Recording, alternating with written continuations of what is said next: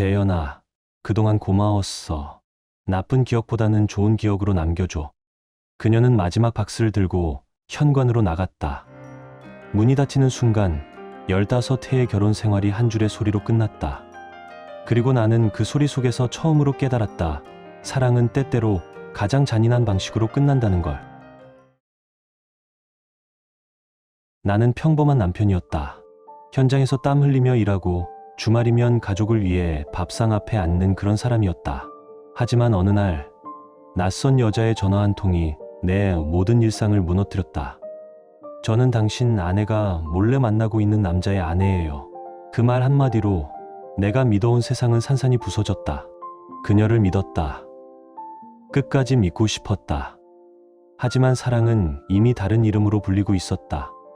그리고 나는 그 배신의 끝에서 마지막까지 그녀를 구해보려 했다. 그러나 그녀는 나를 떠나면서도 끝내 그 남자의 이름을 불렀다. 그날 이후 나는 깨달았다. 진실은 언젠가 얼굴을 드러내고 거짓은 반드시 흔적을 남긴다는 것을. 그리고 그 흔적은 결국 누군가의 파멸로 되돌아온다는 걸. 이제 제 이야기를 해야 할 때가 된 것 같습니다. 저는 올해 43, 이름은 박재현입니다. 서울 외곽의 한 대형 건설 현장에서 현장 소장으로 일하고 있죠. 평일엔 현장 숙소에서 지내고 주말에만 집으로 돌아가는 생활이 벌써 몇 해째입니다.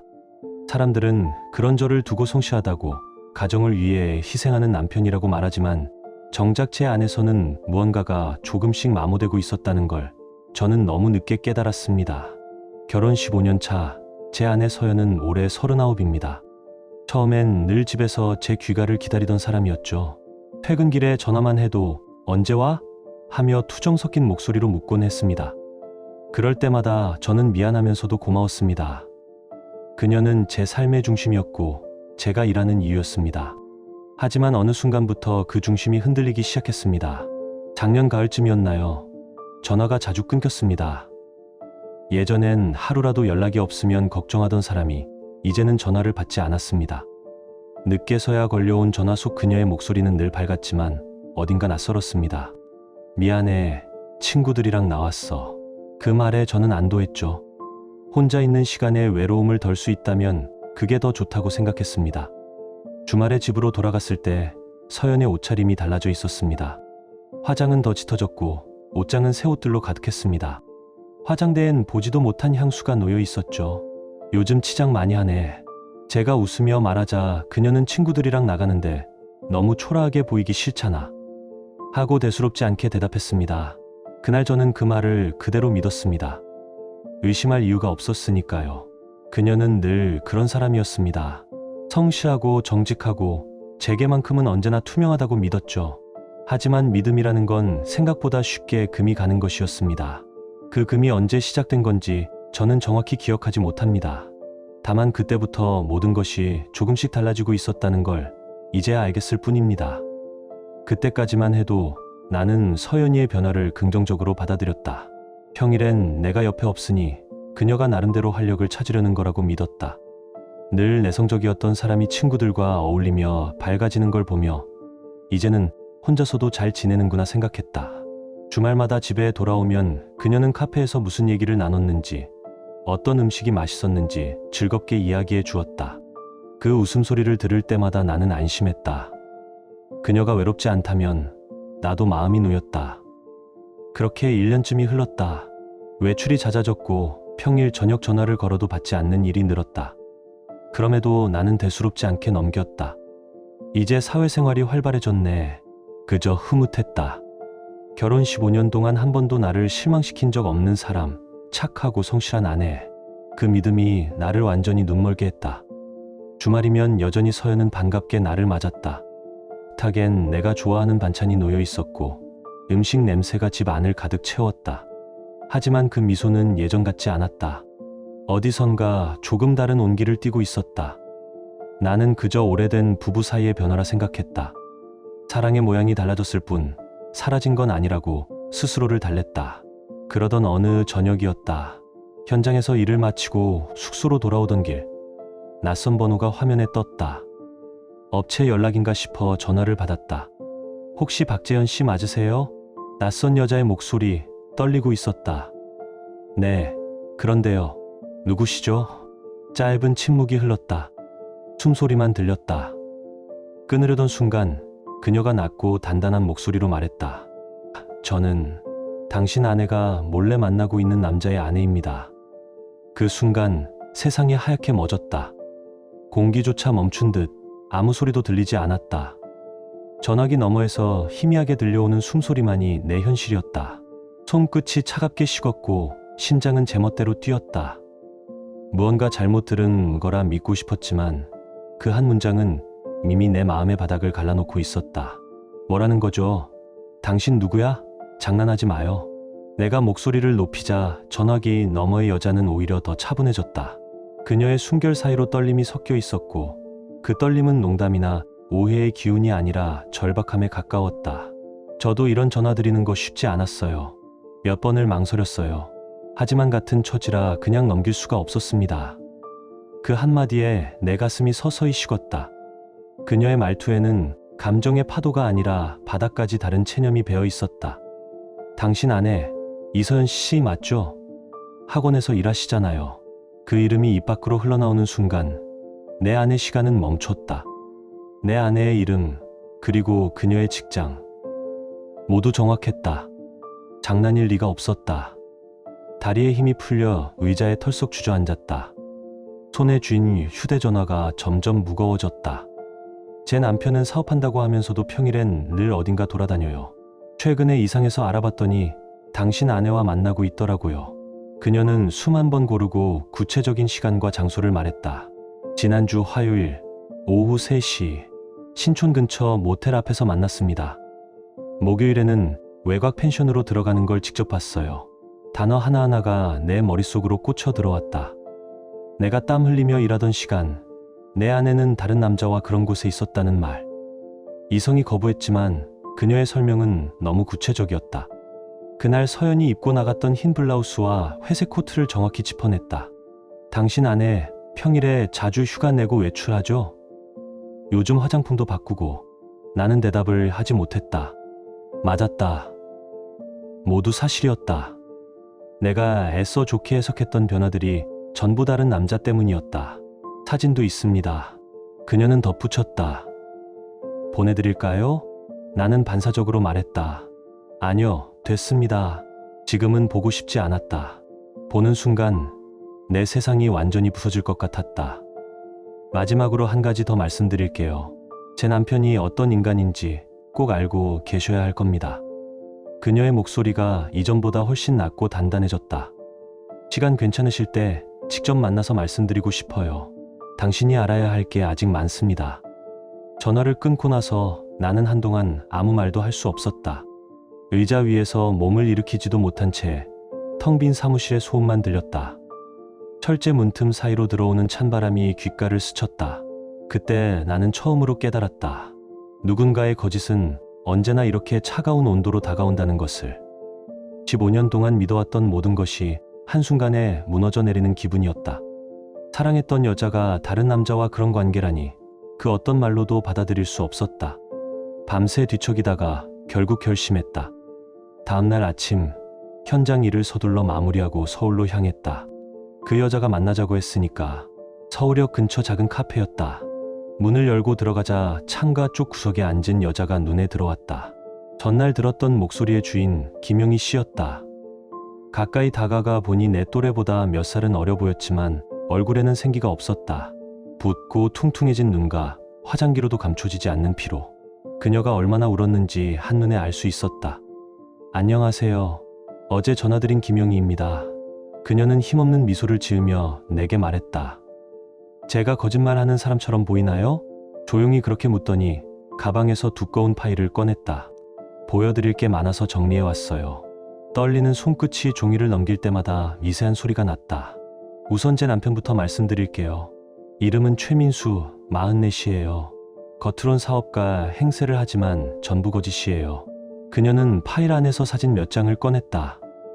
정장을 입고 외제차 앞에서 포즈를 취한 남자. 그 사진 속 웃음은 자신감이 아니라 허세였다. 저 남자 사실 도박으로 집안 돈을 다 날렸어요. 온라인 카지노, 불법 코인 투자 제가 번 돈, 친정에서 받은 돈, 심지어 아이 학비까지 전부. 말끝마다 쌓인 분노가 터져 나왔다. 그녀는 통장 사본을 펼쳐 보였다. 한 달에도 몇백만 원씩 도박 사이트로 빠져나가는 내역들. 이 차도 빌린 거예요. 명품 옷은 전부 할부. 카드값은 감당이 안 돼요. 겉으로 보이는 건 다 가짜예요. 나는 말없이 고개를 떨궜다. 이 모든 게 내 아내와 엮여 있다는 게 믿기지 않았다. 아직 끝이 아니에요. 영희 씨의 눈빛이 차갑게 변했다. 그 인간, 여자들이 많아요. 당신 아내만 있는 게 아니에요. 그녀는 또 다른 사진들을 꺼냈다. 다른 여자들과 찍은 사진, 카페, 모텔, 심지어 여행지까지. 수법은 항상 같아요. 돈 잘 번다고 허세를 떨면서 여자를 유혹하고 마음을 빼앗은 다음엔 돈까지 가져가요. 그녀는 사진 한 장을 내밀었다. 그 안에는 내 아내의 얼굴이 있었다.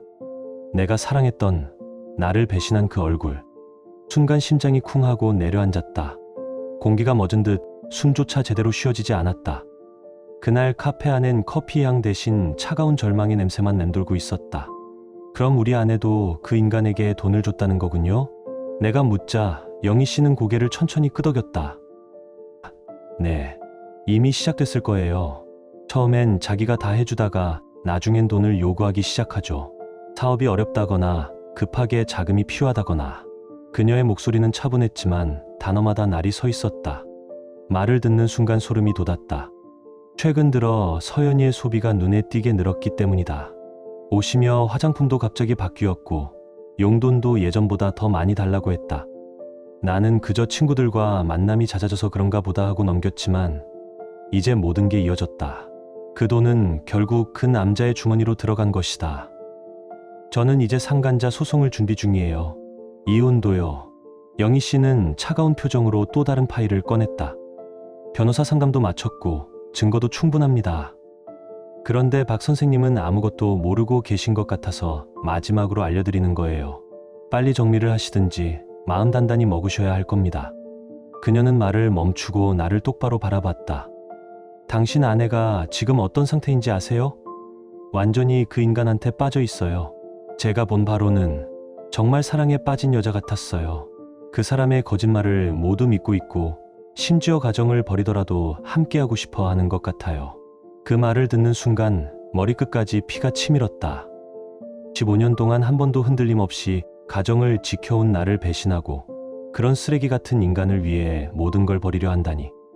이해할 수도 용서할 수도 없었다. 그 주 토요일 나는 평소보다 일찍 집으로 향했다.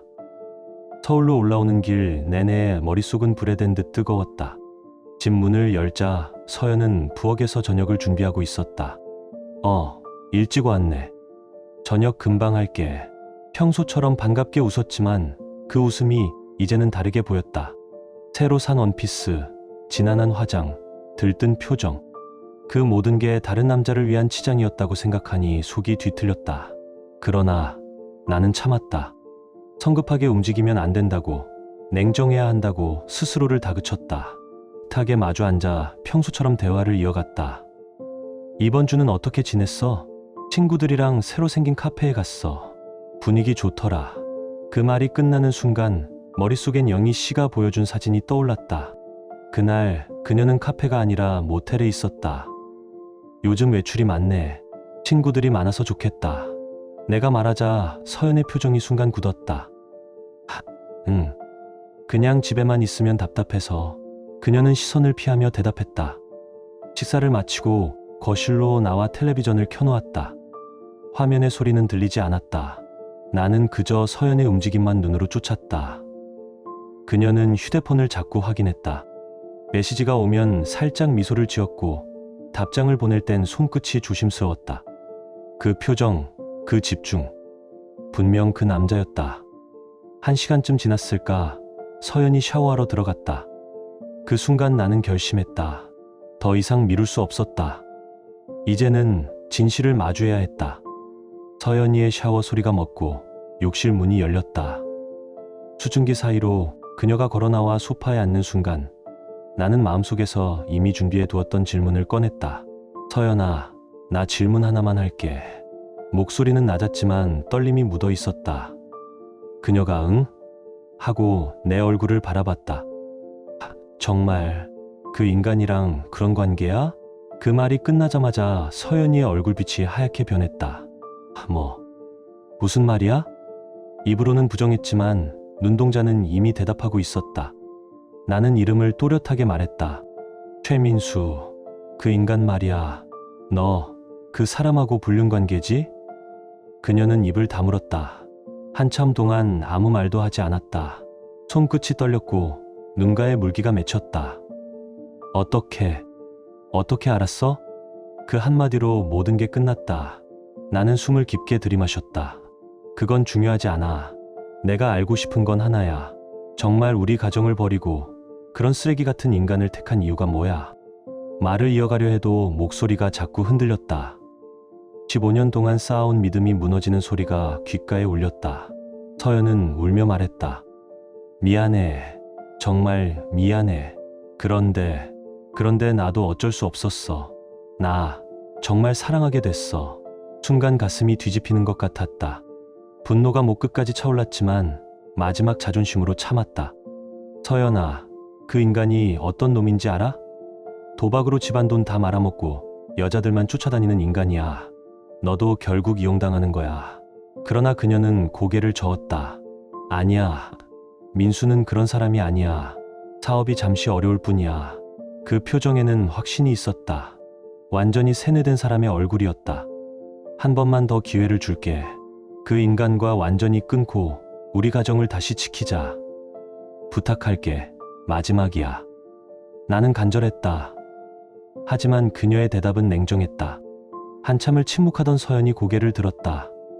그 눈빛은 내가 알던 서연의 것이 아니었다. 차갑고 담담하고 어떤 결심이 서 있었다. 재현 씨.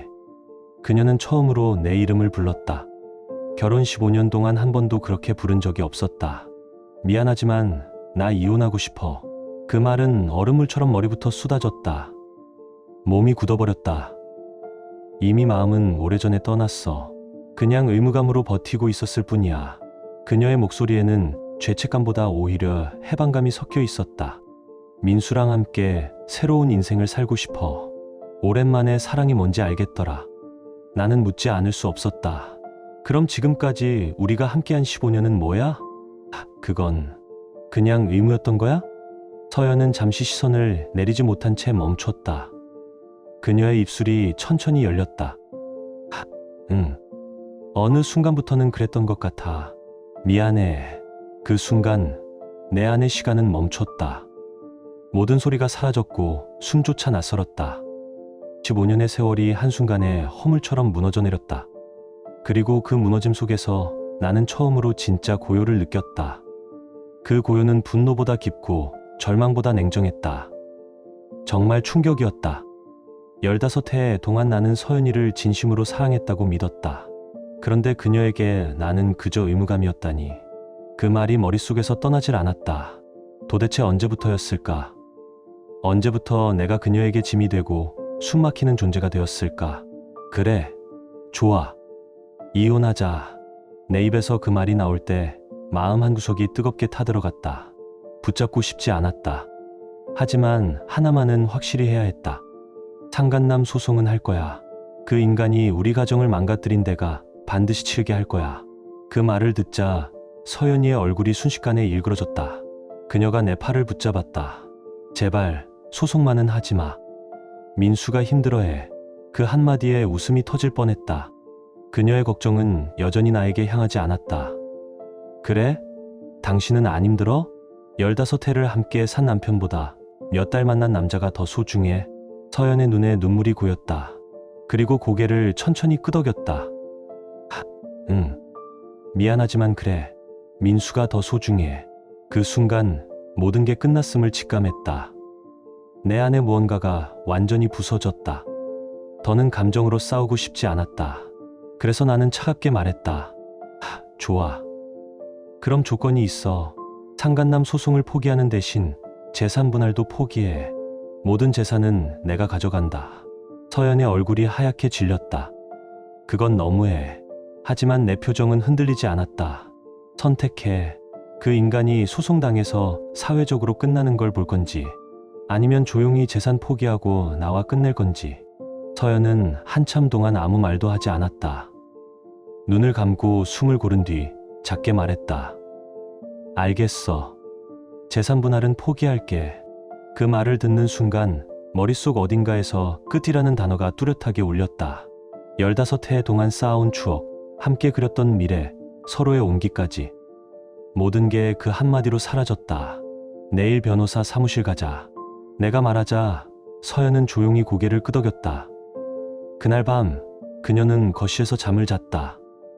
나 역시 잠을 이루지 못했다. 천장 위의 어둠만 바라보며 새벽을 맞았다. 다음 날 오전 우리는 변호사 사무실을 찾았다. 이혼 전문 변호사였다. 상황을 들은 그는 담담하게 말했다. 협의 이혼으로 진행하시면 빠르게 정리될 겁니다. 서연은 내 옆에 앉아 있었지만 내내 고개를 숙인 채 아무 말도 하지 않았다. 부인께서 재산 분할을 포기하신다고 들었습니다.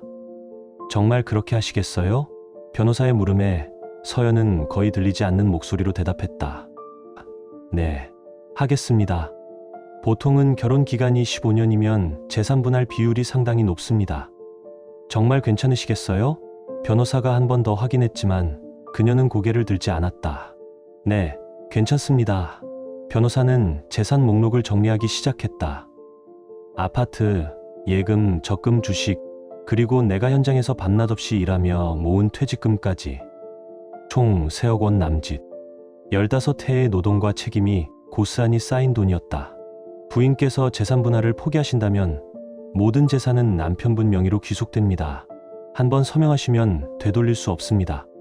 신중하게 결정하세요. 그 순간 펜을 쥔 서연의 손이 살짝 떨렸다.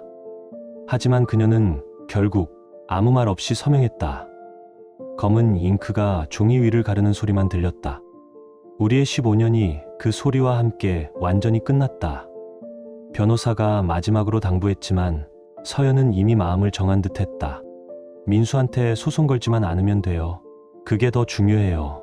그녀는 낮게 중얼거렸다. 나는 더는 무너지지 않기로 결심했다. 이혼 서류를 작성하는 동안 나는 서연의 얼굴과 손을 유심히 살폈다. 예전엔 사소한 일에도 내 의견을 묻던 사람이었다. 이제는 내가 혼자서 모든 것을 결정해야 했다. 이혼 사유는 성격 차이로 적었다. 현실에선 불륜이 원인이었지만 상간자 소송을 포기하는 것이 우선이었다. 서류에 도장을 찍는 그 순간 나는 15해의 시간이 한 줄의 검은 잉크로 정리되는 소리를 들었다. 변호사는 숙려, 기간과 가정법원 제출 일정에 대해 담담히 설명했다. 절차는 생각보다 차분하고도 간단했다. 사무실을 나서자 그녀가 내 이름을 불렀다. 재현아. 나는 돌아보지 않았다. 집에 돌아와 나는 짐 정리를 명했다. 짐 정리해. 이 집은 내 명이야. 나가. 그녀는 묻지 못하고 고개만 슬쩍 들었다. 어디로 가? 그녀가 물었고 나는 내가 알아서 해? 라고 대답했다. 그날 밤 서연은 거실에서 잠을 청했다. 나는 천장을 바라보며 오래 깨어 있었다. 사흘 뒤 그녀는 모든 짐을 다 정리했다. 박스 5개가 전부였다. 15년의 흔적이 고작 5개의 박스라니. 허무함이 내 안을 깊게 파고들었다. 서연이 마지막 박스를 들고 현관으로 나가며 뒤돌아섰다. 나는 마지막 경고를 던졌다. 서연아, 그 인간은 널 사랑하는 게 아니야. 이용하는 거야. 곧 돈을 요구할 것이고 결국 널 버릴 거야. 그녀는 고개를 저으며 단호하게 말했다. 아니야. 민수는 그런 사람이 아니야. 나를 정말 사랑해. 그 말 앞에서 나는 더 이상 설득하고 싶지 않았다. 마음을 접었다. 이제 남은 일은 2가지였다. 감정을 정리하는 일과 그 인간이 우리 가정을 파괴한 대가를 반드시 치르게 하는 일이었다. 나는 조용히 계획을 세우기 시작했다. 정말 끝까지 모르더라. 영희 씨가 보여준 증거들, 통화기록부터 사진까지 모두 말해주고 싶었지만 이미 아무 의미도 없다는 걸 알았다. 그럼 됐어. 내가 선택한 거니까 후회하지 마. 나는 이혼 서류를 들고 서연 앞에 내밀었다. 이거 가정법원에 제출하고 나면 정말 끝이야. 그때 가서 후회해도 늦어. 서연은 서류를 바라보다가 울음을 터뜨렸다. 재현아, 정말 미안해. 이렇게 될 줄 몰랐어. 나는 냉소적으로 웃었다. 몰랐다고? 불륜을 저지르면서 이렇게 될 줄 몰랐다고? 그녀는 떨리는 목소리로 변명했다. 나도 처음엔 그냥 친구였어. 그런데 민수가 너무 다정하게. 그만해. 나는 말을 끊었다. 더는 듣고 싶지 않았다. 그녀의 눈물과 변명은 이제 아무 감정도 일으키지 않았다. 넌 마지막 기회를 버린 거야. 그 인간은 결국 널 망칠 거다. 내 말에 서연은 고개를 들고 오히려 확신에 찬 눈빛으로 말했다. 그래도 후회하지 않을 거야. 민수와 함께라면 어떤 어려움도 견딜 수 있어. 그 말을 듣는 순간 나는 더 이상 어떤 감정도 느끼지 못했다. 그녀는 이미 완전히 다른 세계에 있었다. 박스를 모두 들고 현관으로 나가던 그녀가 마지막으로 뒤돌아봤다. 재현아, 그동안 고마웠어. 나쁜 기억보다는 좋은 기억으로 남겨줘. 나는 대답하지 않았다. 그저 문을 닫았다. 닫히는 문틈 사이로 바람이 스쳤다.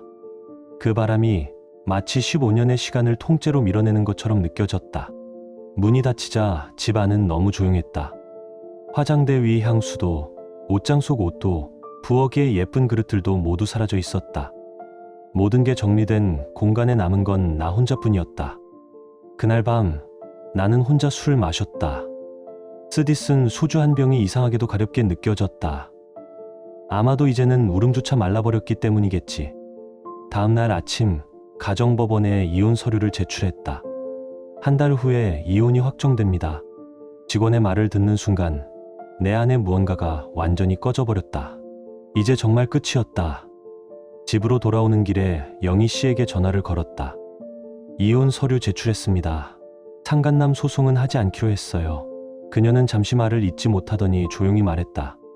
정말요? 그럼 제가 혼자 진행해야겠네요. 네, 그렇게 하세요. 그 인간은 반드시 대가를 치르게 될 겁니다. 한 달 후 이혼이 확정되었다. 모든 재산은 내 손에 남았다. 3억 원 적지 않은 돈이지만 15년의 시간 앞에서는 한낱 숫자에 불과했다. 그 후로도 나는 영희 씨와 연락을 주고받았다.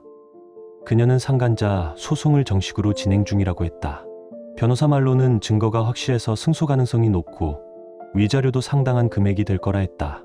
그리고 일주일 뒤 영희 씨에게서 다시 전화가 왔다. 박 선생님, 대박 소식이 있어요. 나는 잠시 숨을 고르고 물었다. 무슨 일입니까? 그녀의 목소리에는 복수의 열기가 묻어 있었다. 그리고 다음 순간 나는 정말 통쾌한 소식을 듣게 되었다. 영희 씨의 목소리엔 묘한 흥이 섞여 있었다. 제 남편 결국 회사에서 잘렸어요. 불륜 스캔들이 퍼져서 징계해고됐대요. 퇴직금도 못 받는데요. 그녀의 말끝에는 오랜 분노가 풀려나가는 듯한 시원함이 묻어 있었다. 게다가 도박빚 때문에 대부업체에서 독촉이 들어오고 있대요. 이제 버틸 힘도 없어서 개인 파산 신청할 예정이라네요. 그 말을 듣는 순간 나는 묘한 쾌감을 느꼈다. 거짓으로 쌓아올린 인생이 한순간에 무너지는 소리, 그건 정의가 살아있다는 증거였다. 그럼 서연이는요? 내가 묻자 영희 씨가 쓴웃음을 지었다. 이제야 완전히 속았다는 걸 알았나 봐요. 제 남편한테 돈까지 빌려줬대요. 근데 한 푼도 못 받았어요. 그 말을 듣자 피가 거꾸로 솟는 기분이었다. 그녀는 그 인간에게 돈까지 줬다니 정말 마지막까지 어리석었다. 며칠 전에 봤는데 원룸에서 혼자 지내더라고요. 완전히 초라해졌어요. 그 남자는 이미 다른 여자 만나고 다닌대요. 또 같은 짓을 반복하고 있겠죠. 나는 한참 동안 말이 없었다.